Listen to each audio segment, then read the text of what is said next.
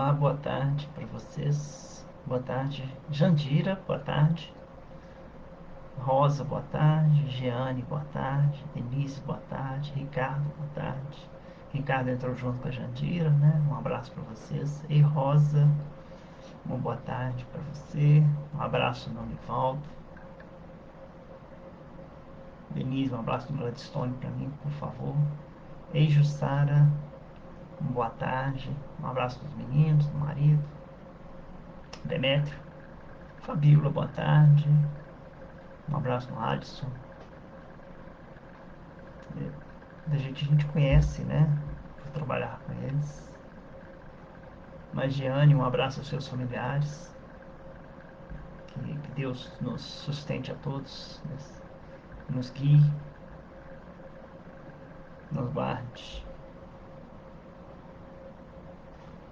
Daqui a pouco nós vamos começar. Tem 2 minutos que nós já estamos no ar. Hoje o tempo. Eu vou acender a luz aqui para ver se melhora um pouco uma coisa para mim aqui. Peraí.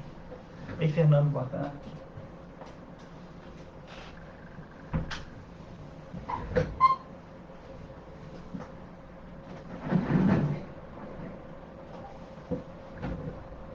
Você e Margarete. Um abraço para Margarete também. E Beth, boa tarde. Tudo bem com você? Como é que estão as coisas? Manda um abraço para Luciana para mim, por favor.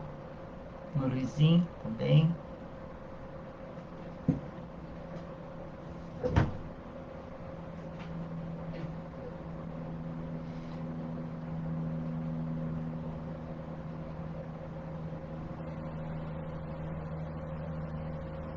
Nós vamos iniciar hoje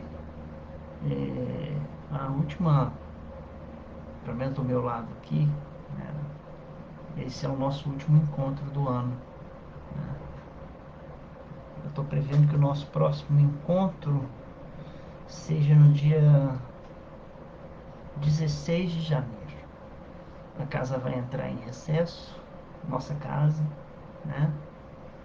E dia 22 nós teremos nossa última live do ano, que seria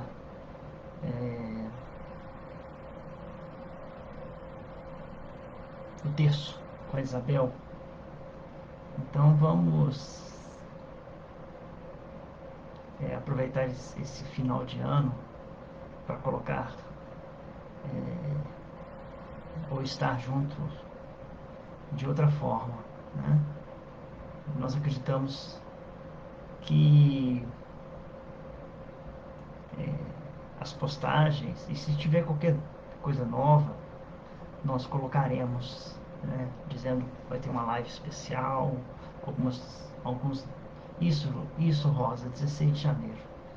Entrou depois da Beth, entrou o seu Alziro, boa tarde. Darcy, boa tarde, um abraço para os seus familiares, para a Adelaide.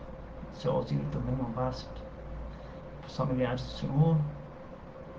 A Neide entrou aqui como irmã Lúcia, como núcleo, né? Mas está vendo que a Neide, um abraço para você, Neide, muito obrigado.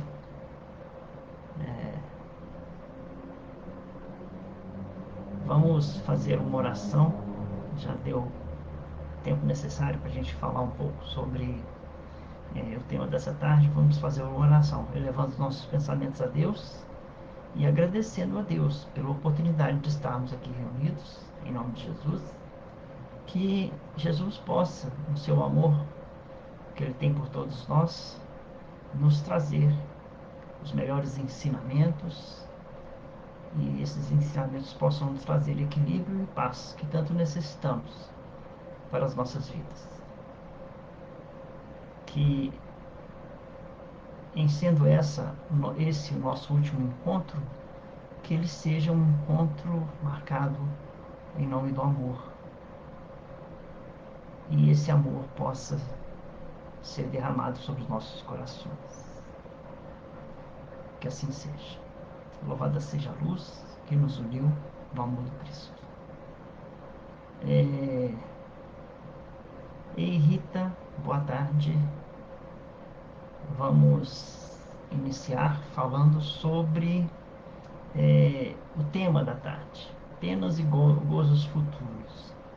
Se eu fosse falar sobre todo o tema, ele está no Livro dos Espíritos, parte 4, capítulo 2. Mas eu ouvi uma palestra que dariam 9 horas de palestra, só sobre esse assunto. Então, como nós temos 1 hora para falar e para desenvolver esse assunto, nós procuraremos lembrar aos irmãos que poderão buscar no Livro dos Espíritos, né? Principalmente hoje no Livro dos Espíritos, e no Evangelho segundo o Espiritismo, os ensinamentos que aqui serão falados. Eu sempre indico um livro, né? Mas dessa vez eu não pus praticamente livro nenhum, né? Eu usei basicamente todo o conhecimento do Livro dos Espíritos e dos palestrantes que eu escutei. Então nós vamos trazer para vocês um pouco sobre isso, né? O tema do Livro dos Espíritos, ele é dividido em vários capítulos, né? Falando sobre o nada, sobre a vida futura, sobre a intuição das penas e gozos futuros, sobre as penas e gozos futuros, sobre a expiação e o arrependimento, sobre a duração das penas e sobre o paraíso, o inferno e o purgatório. E é lógico que é muita coisa para ser falado, né? Mas que nós possamos, nessa muita coisa que vai ser falado, trazer uma ideia básica. E se vocês quiserem se aprofundar, possam fazer perguntas, né, que nós responderemos dentro da nossa possibilidade. Se não fugir muito o assunto, nós poderemos discorrer junto aqui no nosso encontro, que deverá durar mais ou menos 1 hora, né? Mas que tem como principal característica uma frase que eu roubei do Jacobson Trovão, né? E que eu vou usar aqui, né? Que os nossos encontros tragam para nós esperança, conhecimento e alegria. Principalmente alegria nesses momentos tão conturbados que todos nós precisamos, porque quando nós temos esperança e sabemos do futuro, isso nos traz intimamente, lá no nosso íntimo, uma alegria de pelo menos já sabermos o que temos que fazer para o futuro, né? Fazer a partir do hoje, do agora para frente. Então vamos agradecer a Deus por isso. Eu vou começar contando uma historinha. A Neide gosta muito de historinhas e eu vou contar uma história para ela. No ventre de uma mãe havia 2 bebês. Um perguntou ao outro: "Você acredita em vida após o parto?" O outro respondeu: "É claro, tem de haver algo após o parto. Talvez nós estejamos aqui para nos preparar para o que virá mais tarde." "Bobagem", disse o primeiro. "Que tipo de vida seria esta?" O segundo disse: "Eu não sei, mas haverá mais luz do que aqui. Talvez nós poderemos andar com as nossas próprias pernas e comer com as nossas próprias bocas. Talvez teremos outros sentidos que não podemos entender agora." O primeiro retrucou: "Isso é um absurdo. O cordão umbilical nos fornece nutrição e tudo mais do que precisamos. O cordão umbilical é muito curto. A vida após o parto está fora de cogitação." O segundo insistiu: "Bem, eu acho que há alguma coisa. E talvez seja diferente do que aqui. Talvez a gente não vai mais precisar desse tubo físico." O primeiro contestou: "Bobagem. E além disso, se há realmente vida após o parto, então por que ninguém jamais voltou de lá?" "Bem, eu não sei", disse o segundo, "mas certamente vamos encontrar a mamãe e ela vai cuidar de nós." O primeiro respondeu: "Mamãe? Você realmente acredita em mamãe? Isso é ridículo. Se a mamãe existe, então onde ela está agora?" O segundo disse: "Ela está ao nosso redor. Estamos cercados por ela. Nós somos dela. É nela que vivemos. Sem ela, este mundo não seria e não poderia existir." Disse o primeiro: "Bem, eu não posso vê-la. Então é lógico que ela não existe. Ao que o segundo respondeu: às vezes, quando você está em silêncio, se você se concentrar e realmente ouvir, poderá perceber a presença dela e ouvir a sua voz amorosa. Terminando esse texto, se nós conseguirmos fazer a ligação que estamos falando de Deus, né? Boa tarde, Zilda. Tudo bem, Zildinha? Boa tarde, Vitor. Um abraço para vocês. Um abraço para a família de vocês. Pro Elton, Dudu.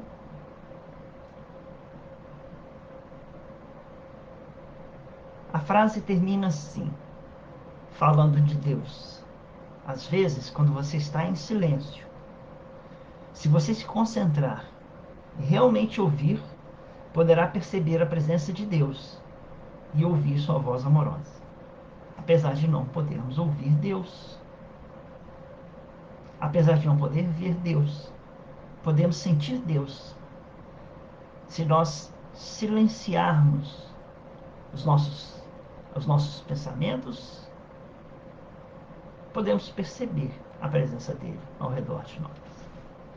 Esse nós começamos o texto, porque a pergunta primeira da parte que faz assim: por que o homem tem instintivamente horror ao nada?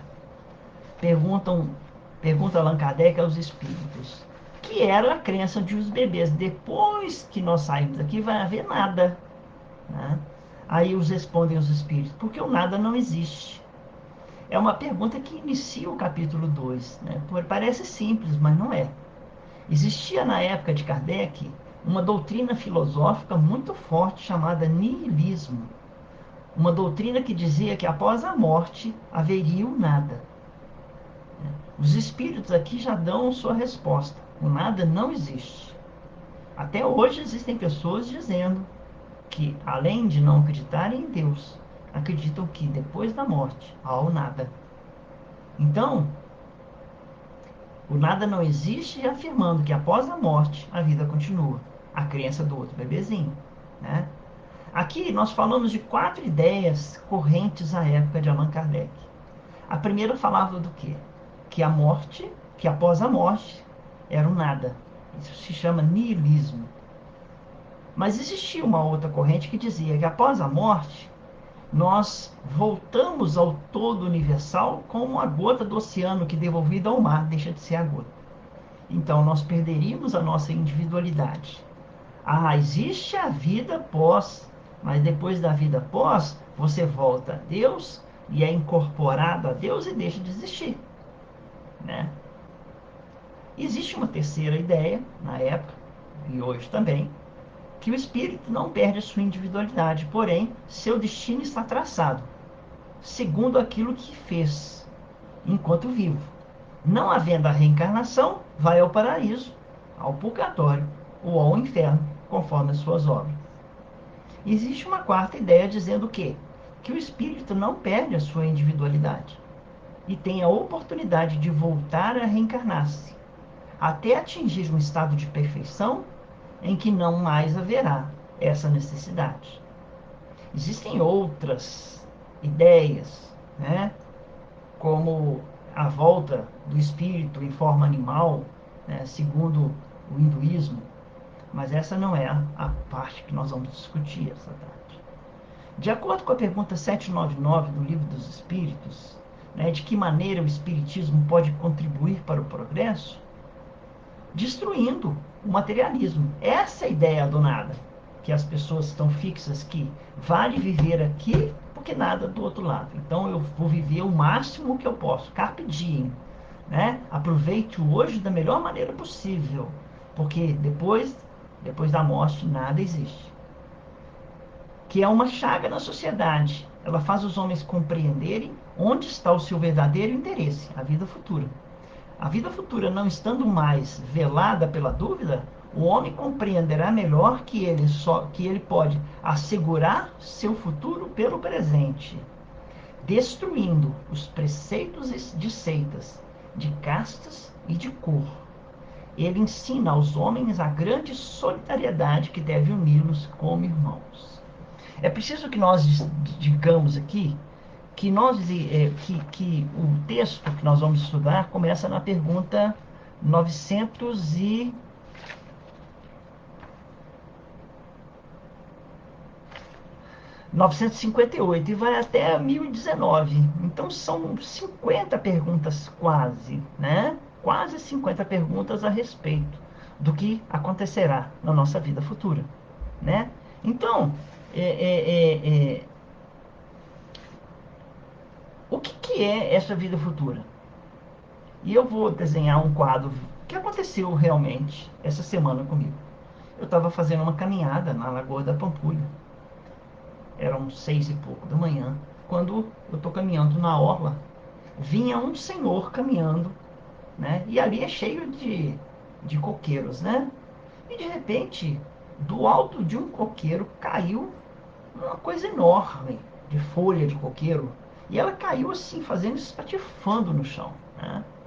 Caiu praticamente entre eu e esse senhor que estava vindo lá de cá. E eu caí no meio ali, né? Aí eu olhei para ele, ele olhou para mim, eu falei assim, nossa, nós escapamos de boa agora, né? Aí o senhor falou assim, se cair em nós, nos matava. Eu falei, graças a Deus não aconteceu isso, né? Aí seguimos viagem. Ele foi pro caminho dele e eu fui continuar a minha caminhada. Então, nós poderíamos ter desencarnado ali fazendo uma caminhada. Olha para você ver como são as coisas, né? Boa tarde, Regina Selle. Então, o futuro, em realidade, está aqui ao meu lado. E encarnado ou desencarnado, a vida para mim teria continuado. Estamos sempre vivendo o presente, mas a um passo do nosso futuro. Então, o nosso futuro é o que vai acontecer daqui a pouco, né? Se eu estou andando ali e acontece, como aconteceu no Parque Municipal há uns tempos atrás, de que um galho caiu em cima de uma pessoa fazendo uma caminhada e matou essa pessoa, eu poderia ter acontecido comigo, como poderia ter acontecido com aquele senhor que estava vindo ao contrário, né? O nosso futuro como espíritos poderia iniciar ali, de uma hora para outra. E aí, como que ficou o nosso, como que ficou a nossa história? Como que ficou o nosso mundo, né? Portanto, a cada passo que eu dou na direção do meu futuro é um passo que eu deixo no meu presente para trás e que vira passado. E um futuro vira presente do passo que foi dado há pouco. Nós dois nos assustamos, é claro, poderíamos ter morrido ali, ou desencarnado, fazendo uma caminhada. Eu levei um susto, pensei, eu anotei isso aqui porque senão eu perderia na minha lógica de raciocínio. Houve aqui uma proteção a nós dois, que caminhávamos na orla. Contudo, refletindo sobre isso, não era chegada a nossa hora. Por quê? Porque na hora que chega a nossa hora, chegou a nossa hora. Então tem que agradecer a Deus por nada ter acontecido e que eu continuo hoje vivendo o meu presente, plantando para o meu futuro.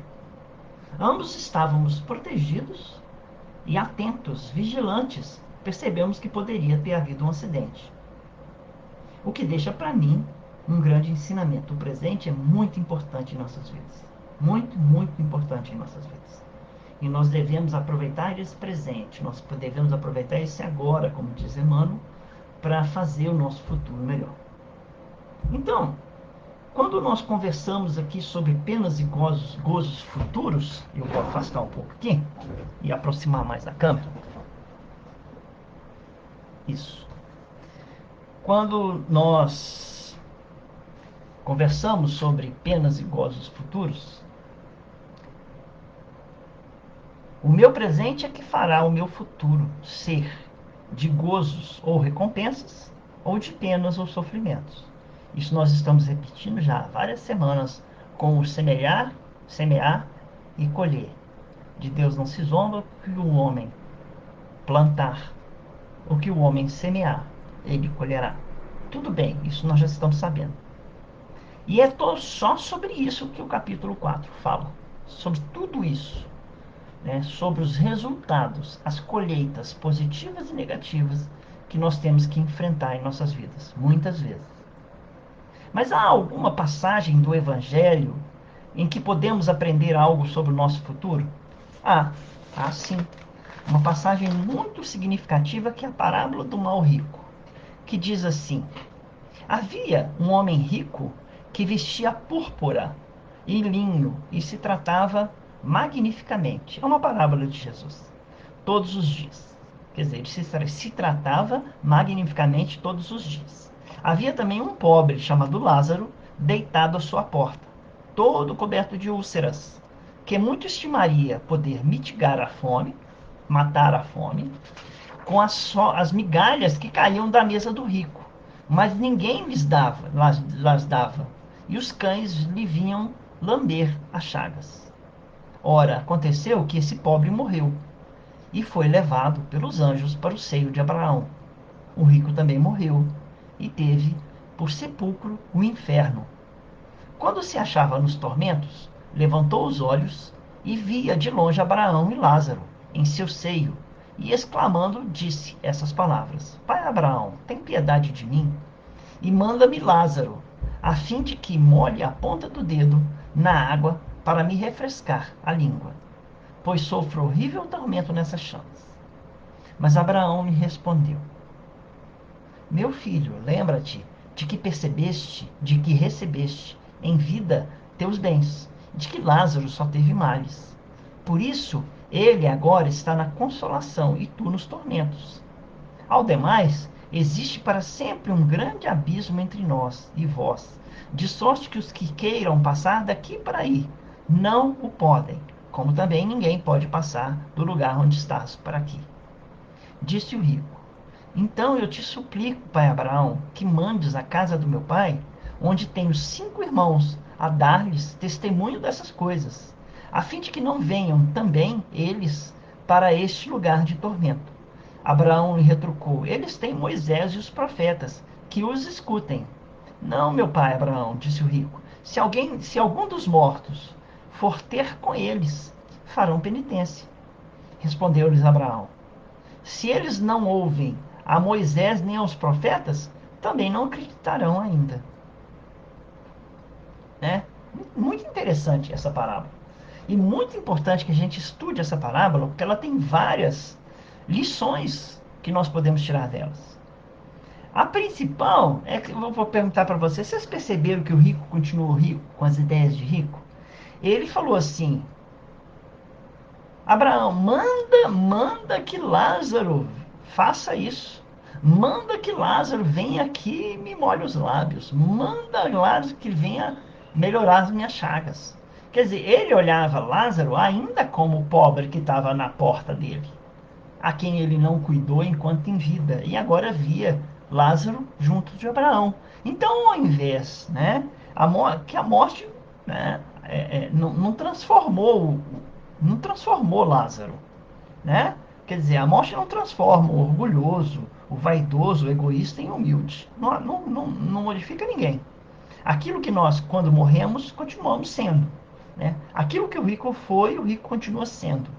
E que adiantaria então, naquele momento, socorrer o mal rico se ele não demonstrava o mínimo de alteração em seu estado íntimo? Ainda olhava Lázaro do jeito que o Lázaro estava. Ele não demonstrava o mínimo arrependimento de ter feito aquilo, porque ele não citou nada a respeito disso.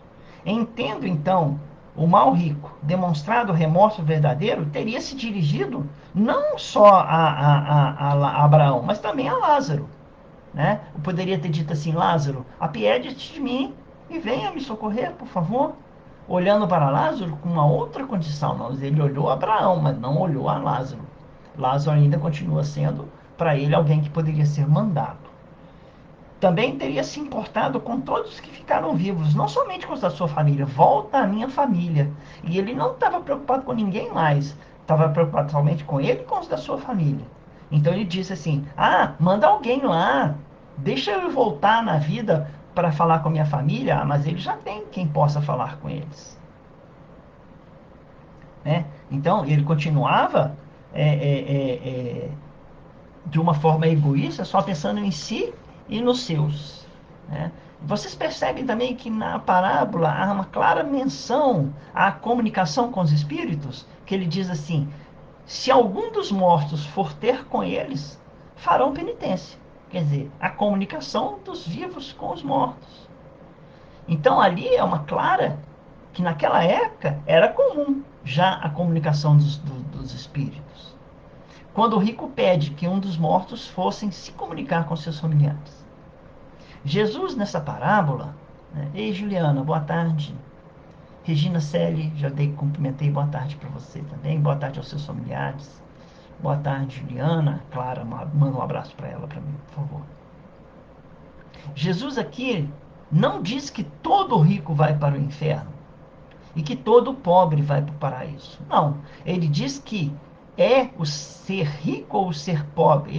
Ele diz que não é o ser rico ou o ser pobre, mas sim a atitude que optamos tomar, sendo mais fácil passar pela pobreza extrema, vivida com humildade, como Lázaro fez, do que passar pela riqueza dela não se aproveitar em termos de solidariedade, de bondade ou de caridade.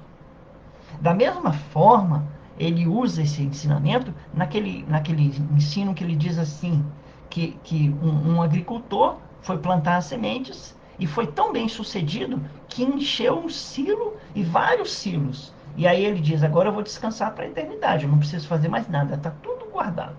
E Jesus disse assim, insensato deste irmão, hoje mesmo pedirei sua alma. E o que ele fará daquilo que ele guardou nos silos? Material, contra o materialismo, né? Hoje mesmo pedirei sua alma. E aí? O que serviu esse materialismo dele?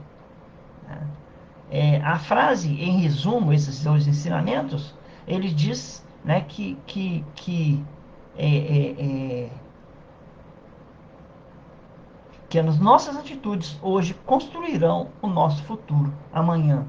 Se houver solidariedade, se houver bondade, se houver caridade, o nosso futuro será mais proveitoso, mais alegre, mais feliz, mais esperançoso, mais claro, é, é, é, mais pacífico. Seja as virtudes que nós falarmos aqui já estão bem já estão marcando bem o que houve de colheita, o que houve de plantação e o que será colhido. Também tem outros ensinamentos de Jesus que ele diz sobre o futuro, né? Nem todo aquele que me diz Senhor, Senhor entrará no futuro. O verbo entrar, entrará. Nem todo que me diz Senhor, Senhor entrará no reino dos céus. Mas sim o que faz a vontade do meu Pai, que está nos céus. O que faz a vontade do meu Pai, esse entrará no reino dos céus. Futuro, tudo futuro. Muitos me dirão naquele dia, no futuro, Senhor, Senhor, não é assim que profetizamos em teu nome? E que em teu nome expelimos os demônios? E em teu nome obramos muitos prodígios? E então eu lhes direi, em voz bem inteligível, pois eu nunca vos conheci. Apartai-vos de mim, vós que obrais a iniquidade. E também tem esse ensinamento sobre o futuro. Aquele, pois, que quebrar um desses mínimos mandamentos e que assim ensinar aos homens, será chamado muito pequeno no reino dos céus. Mas o que guardar e ensinar e aguardá-los, este será reputado como grande no reino dos céus. Como são nossas atitudes que diferenciarão quando chegar o momento do desencarne e do ajuste de conta com as nossas consciências, né? Então, a gente diz assim, mas será que haverá, então, como ele diz aqui, será chamado muito pequeno no reino dos céus? O outro será chamado muito grande? Vai haver diferenciação pelo tanto que nós fizemos, mas a ninguém está negado o reino dos céus. Se nós fizermos pouco, nós seremos conhecidos como que pouco fizemos no reino aqui na Terra. Como se nós fizermos muito, nós seremos conhecidos como que muito fizemos. Porque provavelmente aqui está dito assim, brilhará a vossa luz. Né? Então, uma pergunta muito interessante, continuando o estudo, é a pergunta 961, que diz assim, no momento da morte, qual é o sentimento que domina a maioria dos homens?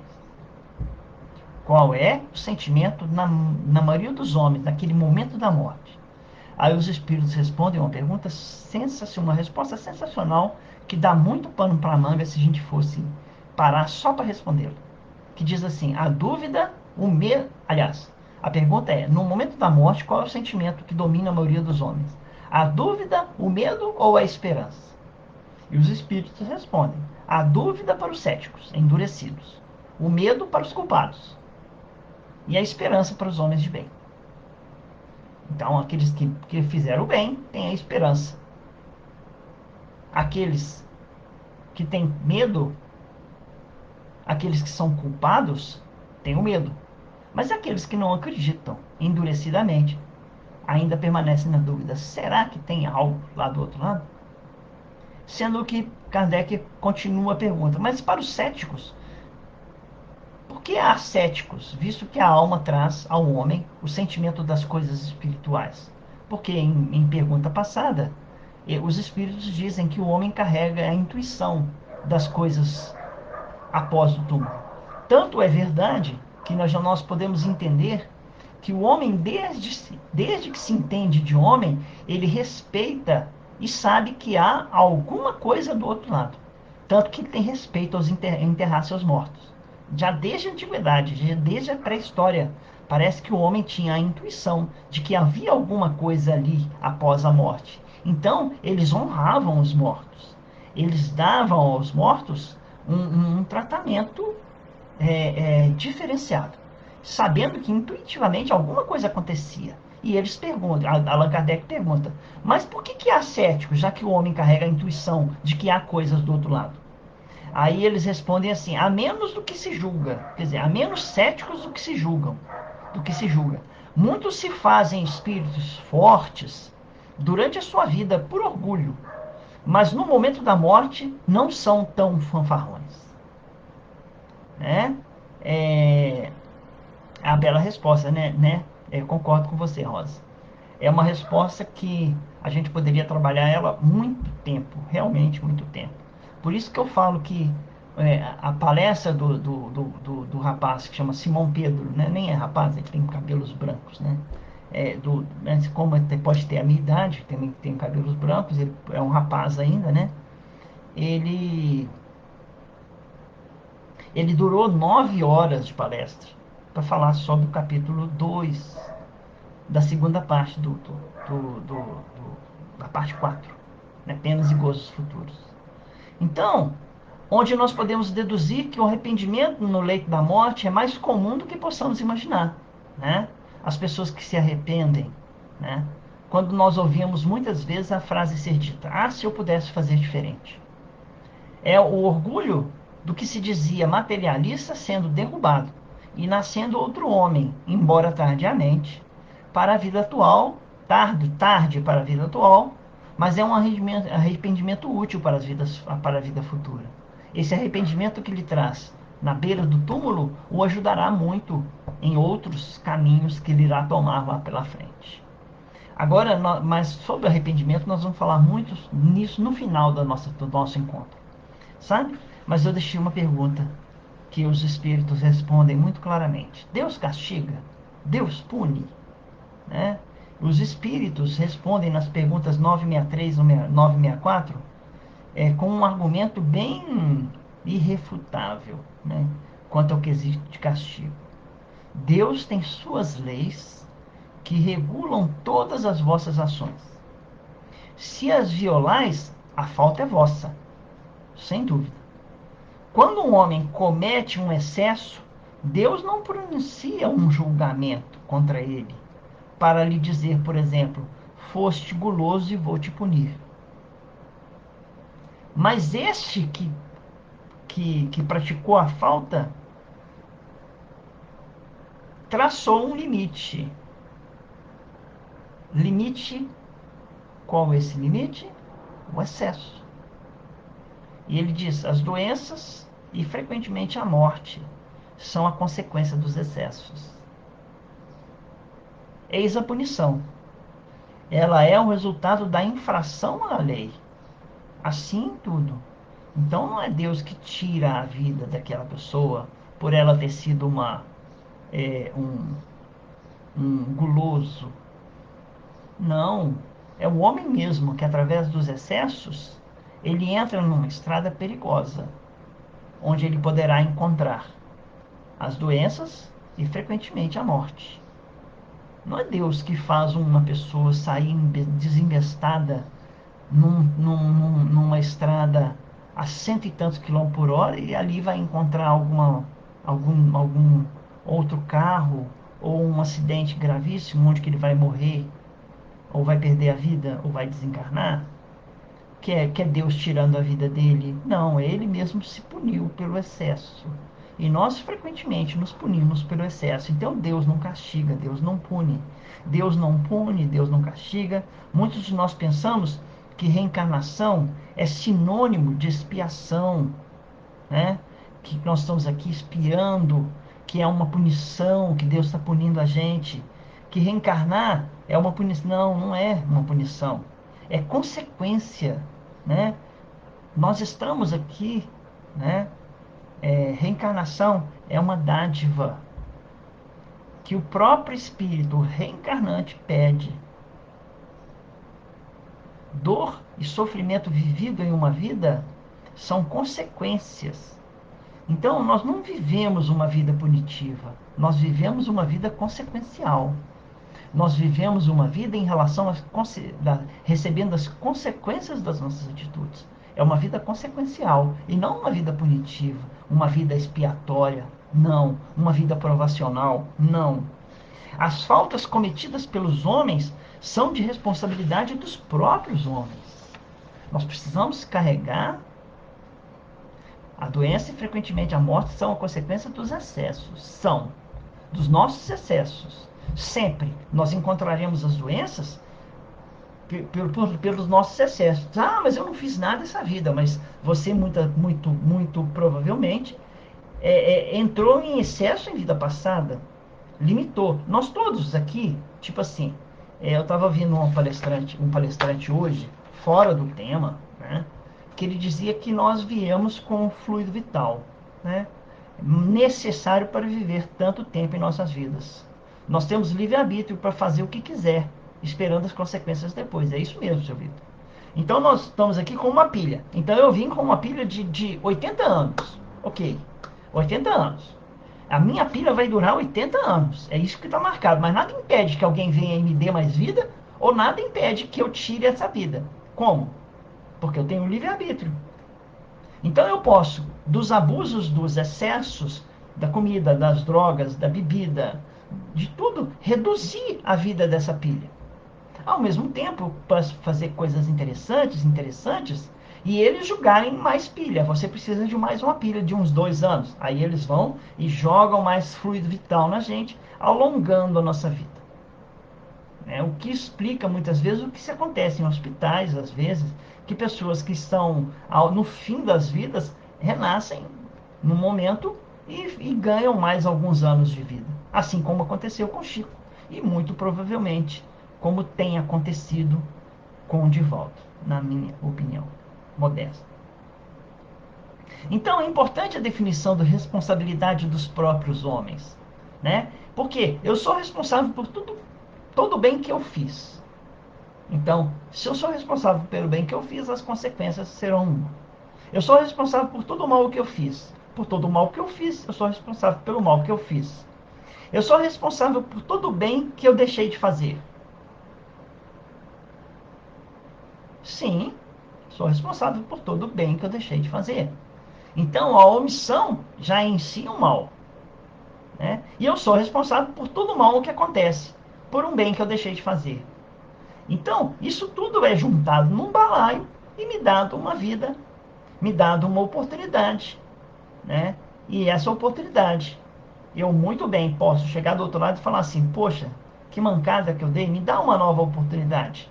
Ah, então vamos ver aqui seu balaio.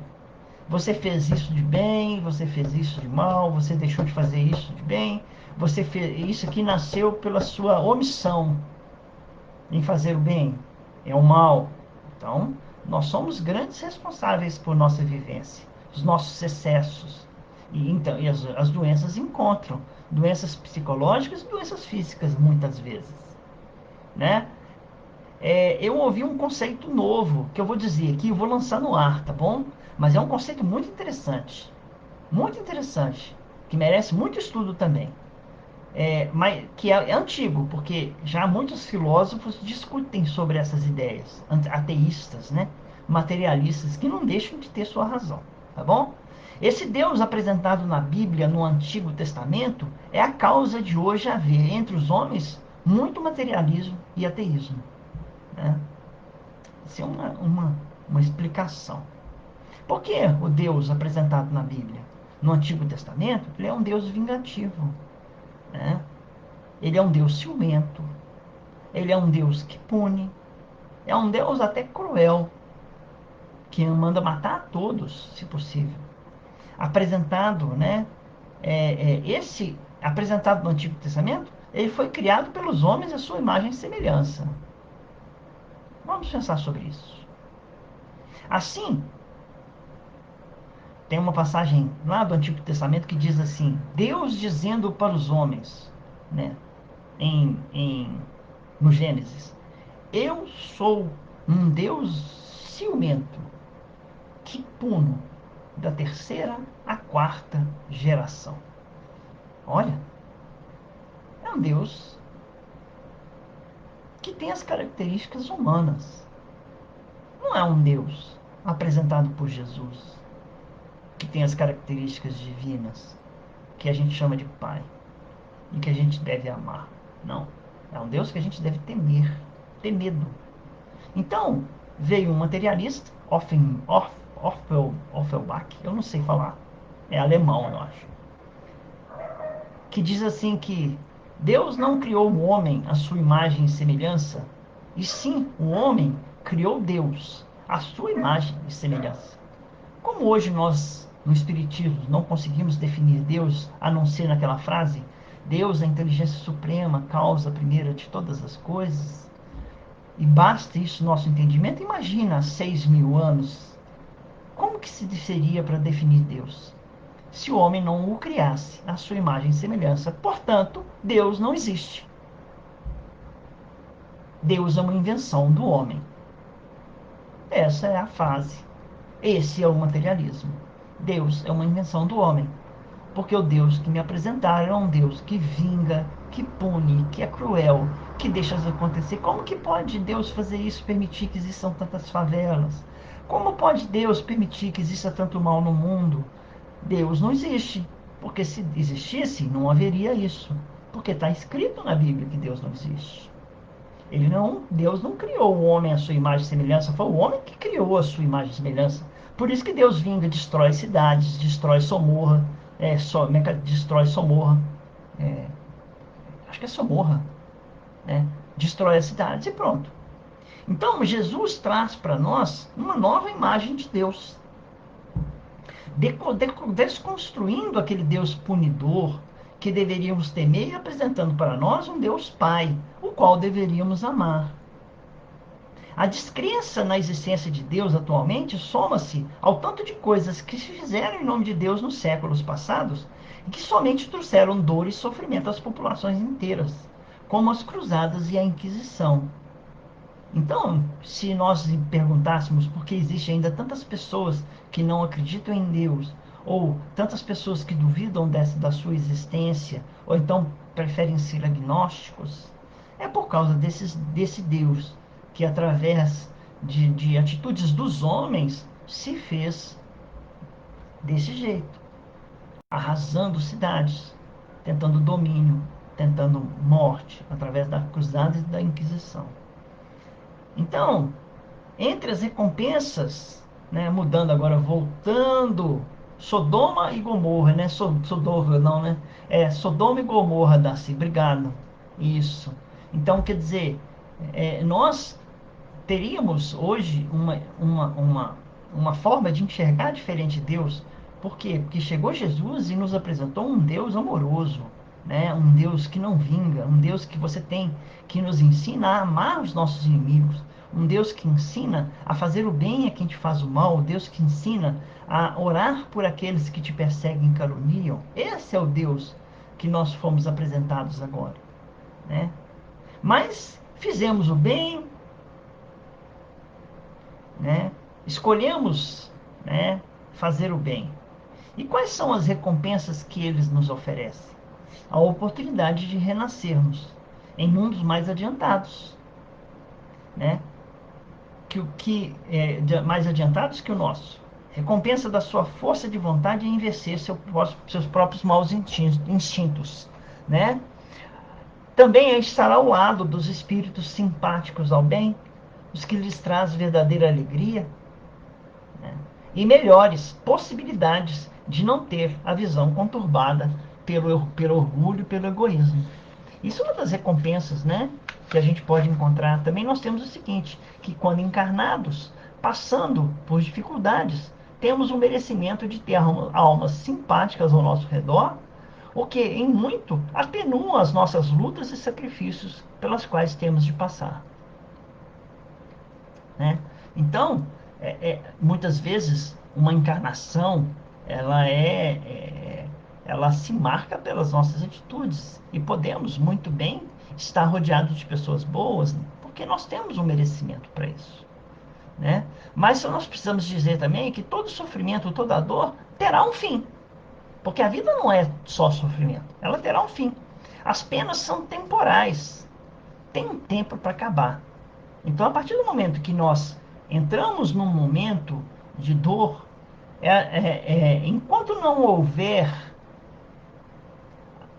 um início de um arrependimento, essas dificuldades, elas, até o dia que nós arrependamos das nossas atitudes, peçamos para reparar as nossas atitudes, expiemos as nossas atitudes, essa dor não acaba, mas quando acontecer essa situação, acaba. Então, é o que todos nós precisamos passar por processos provacionais e expiatórios. Sem dúvida alguma, muitas vezes uma ação tem uma reação imediata. Nem precisamos de uma nova existência para experimentar o sabor amargo da dor e do sofrimento que acabamos de infringir a alguém, né? Porém, outras vezes seguimos em erro, enganando-nos em ser enganamos-nos em atitudes. Peraí, vou ler. Porém, outras vezes seguimos em erro, enganamos-nos em atitudes, cometemos graves delitos, que somente poderão ser reparados quando vierem acompanhados do arrependimento.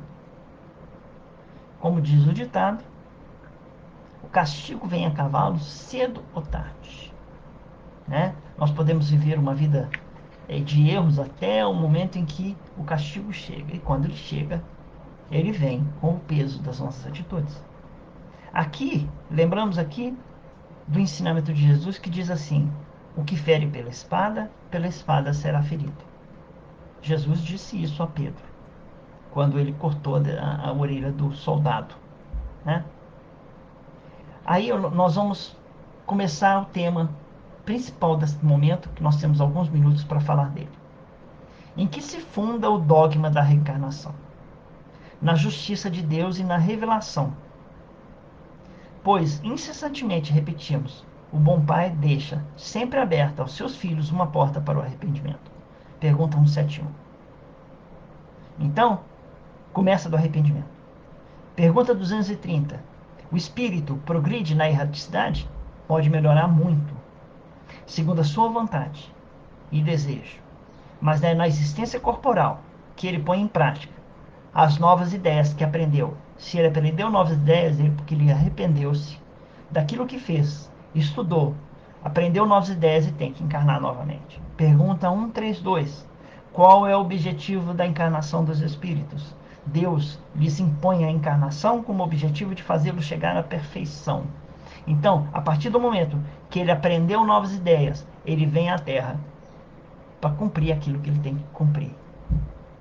Sim, aqui se faz, aqui se paga, né? O castigo, a lei do retorno. Muito bem, é isso mesmo. Como então chegar à perfeição se passamos toda uma vida errando.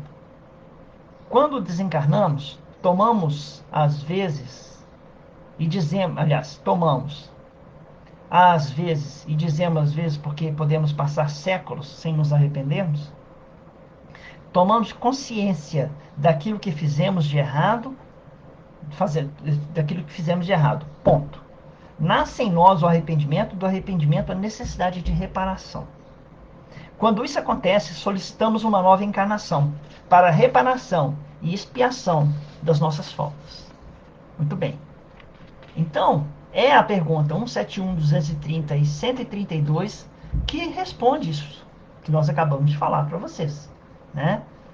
Arrependemos, aprendemos, reencarnamos, passamos pela dificuldade, reparamos os nossos males, a dor termina. Podemos seguir em frente. No livro Céu e Inferno, capítulo 7, nós temos uma série de ensinamentos, 33 artigos, que foram passados pelos espíritos e denominado como Código Penal da Vida Futura. Então, como nós dissemos, são 33 artigos que resumem muito bem tudo o que foi falado pelos espíritos a respeito das penas e gozos futuros. Boa tarde, Marcelina. Tudo bem com você? Um abraço no seu menino. Então nós vamos aqui, nesses minutos finais, ler um artigo 16º, né, do, se possível, 17º, e se possível, o 18º e 19º. Mas como é muita coisa, nós vamos tentar resumir. O arrependimento, conquanto seja o primeiro passo para a regeneração, não basta por si só. Não basta me arrepender. São precisos a expiação e a reparação. É por isso que nós estamos encarnados. Às vezes com as pessoas necessárias, sempre com as pessoas que necessitam estar conosco.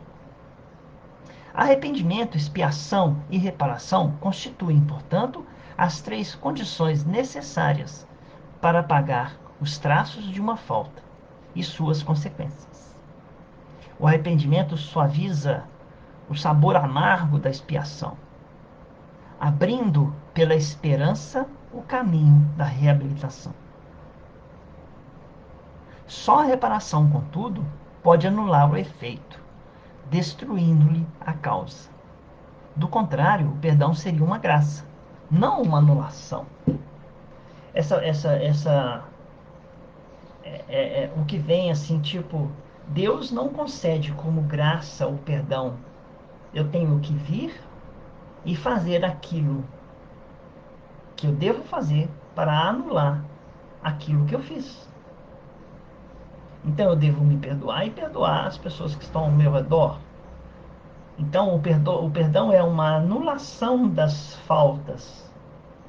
Porque eu não posso ficar uma vida inteira me considerando culpado. Por isso que o espírito, aquele que já progrediu, ele é um espírito feliz. Porque ele passou a encarnação dele e reparou. Ele fez o mal, mas reparou. Então a dívida quitou. Ele não tem mais que ficar se sentindo culpado.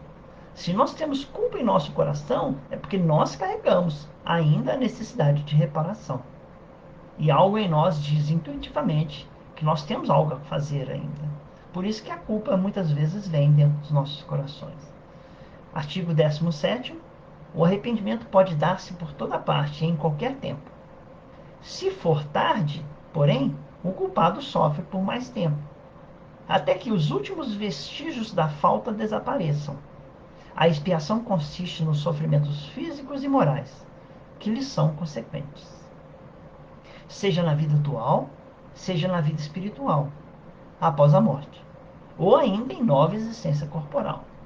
Nós estamos sempre tendo a oportunidade de reparar nossas faltas. Nós estamos sempre na presença de irmãos que fizeram ou que fazem, que nós fizemos algo contra eles. Nós estamos sempre encarando a necessidade de perdão, de chegar a alguém e dizer: eu errei, eu peço perdão por aquilo que eu fiz. Então, talvez que para quem leu o livro Paulo e Estevão esteja marcado mais um desses temas foi quando Paulo se dirigia à cidade de Damasco para assassinar, porque Paulo ia assassinar Ananias. No meio do caminho, ele viu uma luz, assustou-se, caiu, acordou cego. E ele, na cegueira dele, ele lá deitado na areia, veio uma luz, ele viu, e quem és tu? Aliás, veio Jesus olhando para ele, disse assim: Saulo, Saulo, por que me persegues? Aí ele falou: quem és tu? Né? Aí ele fala: eu sou Jesus. Quando ele fala: eu sou Jesus, Paulo, num átimo de segundo, ele revê toda a sua vida. Ele diz: nossa, Estevão estava certo, nossa, os apóstolos, os seguidores de Jesus estavam certos, é Jesus, Abigail estava certa. Aí a primeira frase que ele diz a Jesus, naquele momento, quando ele vê todo o erro, diz: que queres que eu faça? E a partir dali, nasce um outro homem. Ele não ficou parado na culpa. Ele se arrependeu do que fez e falou: e agora? Agora é lutar. O que queres que eu faça? Aí Jesus diz para ele: vá para Damasco e se hospede, que daqui a pouco nós vamos falar contigo. Em sonho, acorda Ananias e diz assim: Ananias, vai lá socorrer Paulo. Aí Ananias fala assim: Paulo, o perseguidor, ele vem me matar. Como é que pode? Não pode acontecer isso. Ele fala: vai lá. Ele é o vaso escolhido. Ele é meu vaso escolhido. No meio, então, de vários vasos que poderiam dar um trabalho muito magnífico, ele escolheu o vaso Paulo, Saulo, o vaso que ia levar para a humanidade o conhecimento do que é amor, esperança e fé. Fé, esperança e caridade. Fé, esperança e amor. Né? Não parou na culpa. Muitas vezes nós paramos na culpa. Né? E Paulo não parou na culpa. Ele simplesmente fez. Ele era o vaso escolhido. E ele foi e sofreu em vida mais do que o que havia feito a Estevão, mais do que havia feito a outras pessoas.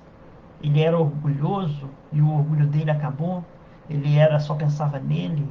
Nem no povo ele pensava, porque ele era judeu, romano judeu. Como que então ele não olhava para aquele povo sofrido? Não, ele só estava interessado no poder que ele ia obter quando ele fosse mais velho e ia chegar no sinédrio e ser poderoso. Mas ele tinha uma fé muito grande. E nessa fé fez com que Jesus escolhesse ele como sendo o vaso escolhido. Né? E nós podemos ter condição de, quem sabe, um dia ajudar a esse vaso, nos colocando também como pequenos vasos à disposição do Cristo, para o auxílio a esses irmãos que ainda vivem na terra, nos chamando à redenção dos nossos erros, das nossas culpas. A reparação consiste em fazer o bem àqueles a quem se havia feito mal. Quem não repara os seus erros numa existência, por fraqueza ou má vontade, achar-se-á numa existência posterior, em contato com as mesmas pessoas que de si tiverem queixas, e em condições voluntariamente escolhidas, de modo a demonstrar-lhes reconhecimento e fazer-lhes tanto bem quanto mal se tenha feito. Nem todas as faltas acarretam prejuízo direto e efetivo. Em tais casos, a reparação se opera, fazendo-se o que se deveria fazer e foi descurado, feito sem cuidados. Cumprindo os deveres desprezados, as missões não preenchidas, praticando o bem em compensação ao mal praticado, isto é, tornando-se humilde se tem sido orgulhoso, amável se tem sido austero, caridoso se nós temos sido egoístas, benigno se tem sido perverso, laborioso, se isso tem sido ocioso, útil, se isso tem sido inútil, frugal, se isso tem sido intemperante, trocando em suma por bons os maus exemplos perpetrados. Desse modo progride o espírito, aproveitando-se do próprio passado. A necessidade de reparação é um princípio de rigorosa justiça que se pode considerar verdadeira lei de reabilitação moral dos espíritos. Entretanto, essa doutrina religião alguma ainda a proclamou.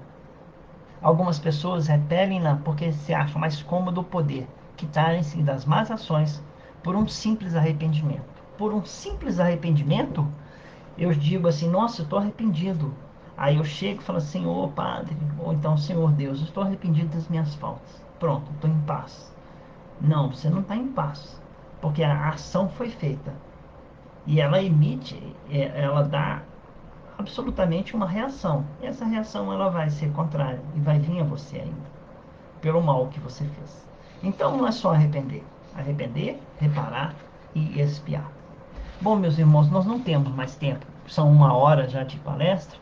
Mas nós recomendamos a leitura do livro Céu e Inferno, né? Capítulo 7, chamado Código Penal das Vidas, da Vida Futura. Se vocês quiserem ler os 33 artigos, é muito bonito. Se vocês também, né, parte 4 do capítulo 2, sobre o tema dessa tarde. Repetindo, nós damos um feliz ano novo para vocês, um feliz Natal, um feliz ano novo, um desejo de paz a cada um de vocês, das suas famílias.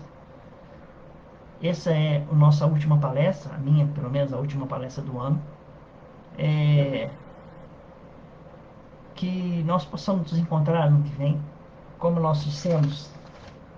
Ainda na terça-feira nós temos o nosso terço, né, se Deus quiser, dia 22 de dezembro. E nós retornaremos aos nossos encontros também com o terço, dia 12 de janeiro. Dia 13 de janeiro temos outra reunião, né, temos outra palestra, muito provavelmente referente ao Evangelho. Dia 14 de janeiro nós temos um encontro falando sobre o Fonte Viva. E no dia 16 de janeiro nós retornamos com as nossas palestras. Então, que Deus possa nos iluminar, nos guardar a todos. Agradeço pelo ano todo, que apesar das dificuldades que nós tivemos, eu tive pelo menos uma possibilidade de vencer uma timidez, de começar a falar, né, para uma câmera, para um negócio que chama, um negocinho que está ali em cima, né, sem a presença de vocês, que eu acho tão boa, estar presente, falando com vocês, né? Eu tenho aqui uma grande família, né? Igual, por exemplo, a Rita, que é da minha família Canesso, né? Então, eu a considero, mas também eu tenho uma família espiritual, uma família em que todos vocês estão presentes, família que eu aprendi a gostar tanto durante esses anos, né? E que eu também, conforme eu desejo a minha família, eu desejo a minha família espiritual, vocês. Muito obrigado por essa oportunidade. Copiando o que disse a Jeane, né? Obrigado pela oportunidade de estar com vocês durante o ano de 2020. E que 2021 venha com muitas vacinas para todos nós, né? E possamos novamente nos abraçar, né? Abraçar fraternalmente, né? Um abraço de gratidão a Deus por tudo quanto tem feito por nós. Sermos gratos a Deus, sermos gratos aos espíritos superiores por estarem aqui nos ensinando. Muito obrigado. Feliz Natal e feliz Ano Novo. Agradecido. Fiquem com Deus. Foi encerrada a licença. Boa tarde.